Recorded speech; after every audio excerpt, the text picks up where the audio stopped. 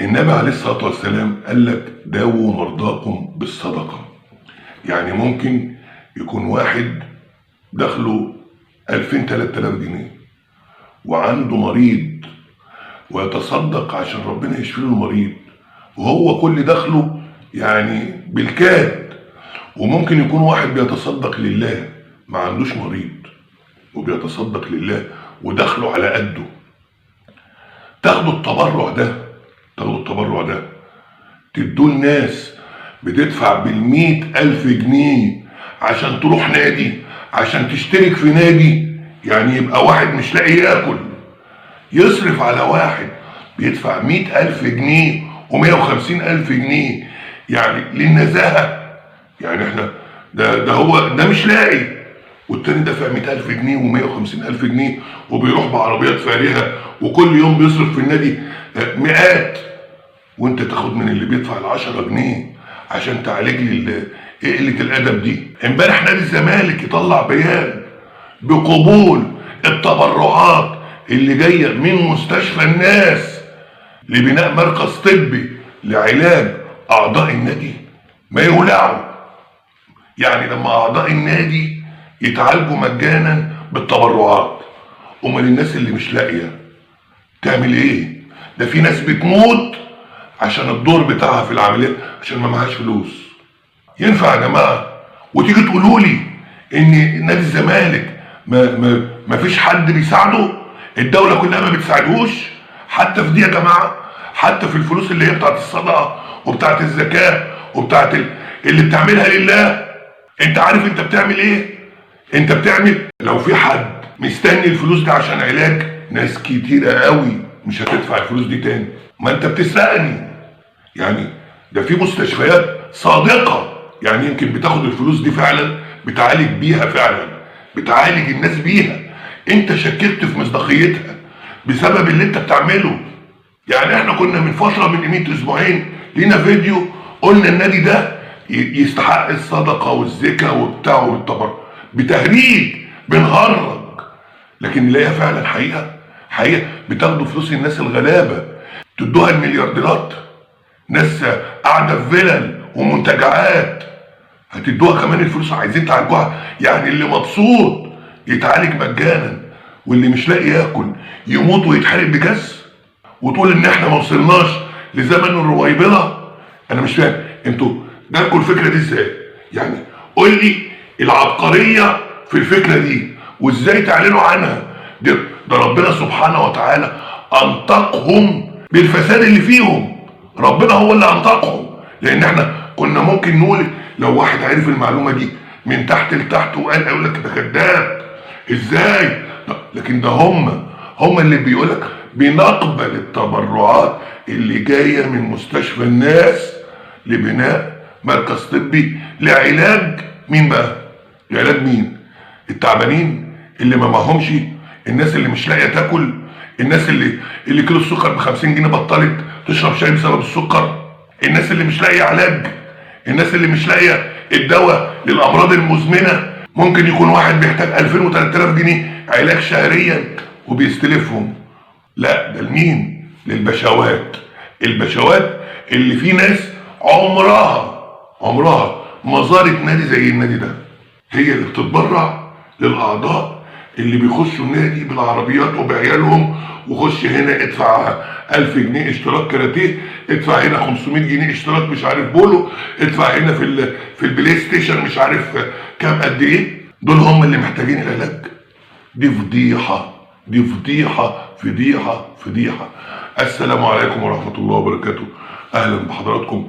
اللهم صل وسلم وبارك على سيدنا محمد وعلى آله وصحبه وسلم. اللهم انصر إخواننا في فلسطين، اللهم زلزل الأرض من تحت أقدام أعدائك وأعداء الدين، آمين يا رب العالمين. اللهم إنا نسألك زيادة في الدين وبركة في العمر وصحة في الجسد وسعة في الرزق وتوبة قبل الموت وشهادة عند الموت ومغفرة بعد الموت وعفوا عند الحساب وأمان من العذاب ونصيب من الجنة، ونسألك بعزك رؤية وجهك الكريم. وصل اللهم على سيدنا محمد وعلى آله وصحبه وسلم. جمعة مباركة على حضراتكم، وأكثروا من الصلاة والسلام على سيدنا ونبينا محمد رسول الله صلى الله عليه وسلم.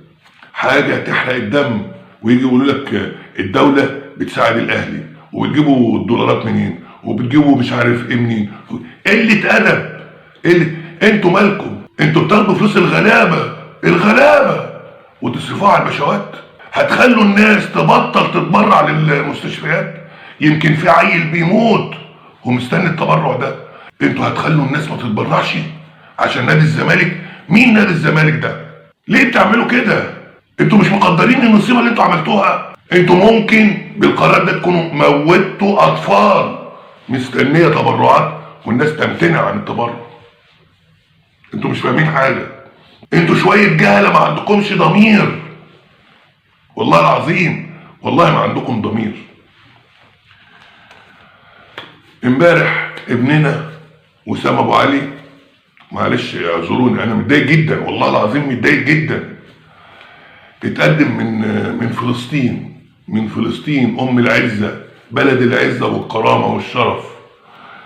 وطبعا زمايله هنا حبايبه خد علقه امبارح، علقه موت زي ما حضراتكم كده شايفين، استقبلوه برضو ترويق كده، برضو ترويش. غير البرومو المحترم، البرومو اللي عمل اكتر من 5 مليون مشاهده، فيديو رياضي يعمل في مفيش اقل من 8 ساعات عامل اكتر من 5 مليون مشاهده. حاجه محترمه، والاهلي طول عمره بيقدر اللاعبين المحترمين، وجاي من ارض العزه يا جماعه، جاي من البلد اللي احنا كلنا نتمنى الشهاده، والله العظيم كلنا هم الفائزون، احنا هنا اللي خسرانين.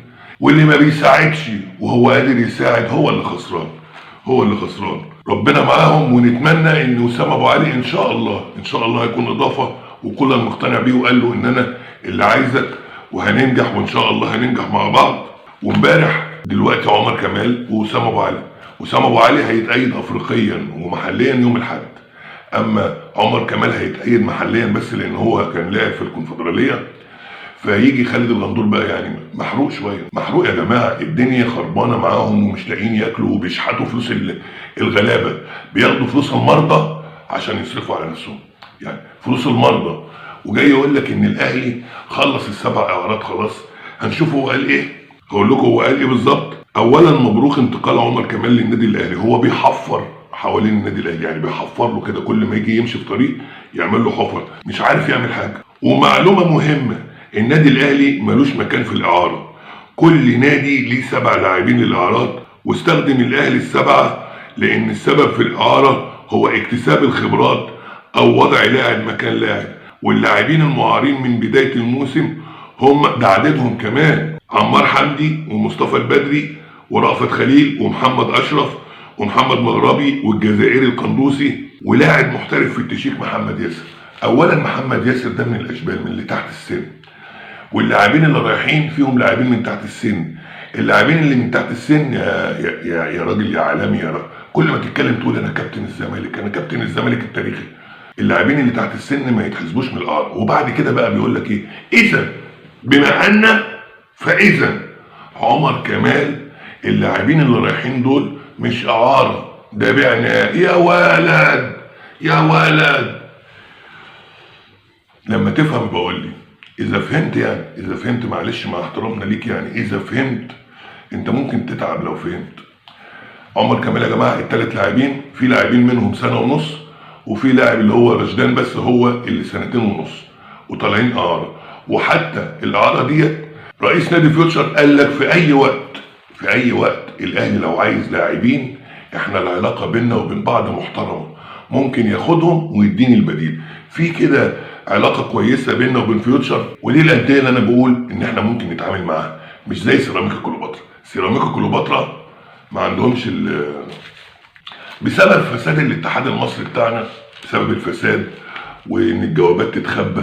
الاتحاد الدولي عمل منصه شفافه لاي غرامه لاي نادي او اي قضيه، كل الدنيا تطلع عليها. دلوقتي على الزمالك 4 قضايا، كان عليهم كام قضيه؟